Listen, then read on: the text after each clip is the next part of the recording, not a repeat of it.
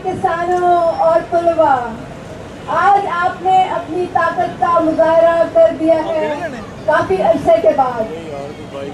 हमने काफी मजदूरों के मसाइल की बात की है, उसमें एक मसला निजकारी का भी है। आपको मालूम है कि इस हुकूमत ने निजकारी के नाम पर रियासती अदारे, तालीमी अदारे, सेहत के अदारे प्राइवेट कंट्रोल में दे दिए हैं। उसका क्या मतलब है? उसका मतलब ये है कि मजदूरों से उनकी जॉब्स छीन गए हैं।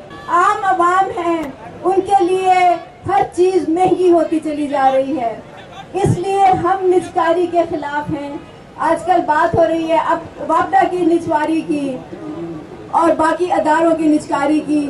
हम सब मुत्तहिदा मिल के इसके खिलाफ खड़े होंगे। आज आपने यहाँ पे एक मुजाहरा किया है। अभी कहा गया कि पाकिस्तान में मजदूर 10 करोड़ हैं। आपको ये अगले साल पाकिस्तान के हर शहर में इसी तरह के मुजाहरे होने चाहिए और 10 करोड़ अवाम, 10 करोड़ मजदूर और किसान सड़कों पर निकलने चाहिए अपनी ताकत का मुजाहरा करने के लिए। तब आपकी बात मानी जाएगी, तब आपकी बात सुनी जाएगी।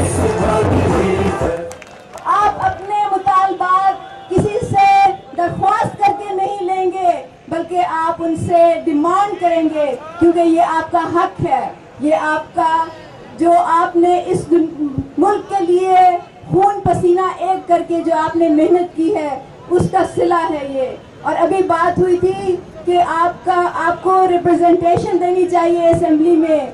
अगर पाकिस्तान में मजदूर और किसान 80% हैं, तो इसका मतलब ये है कि असेंबली की 80 और 70% सीटें भी मजदूरों और किसानों के लिए होनी चाहिए।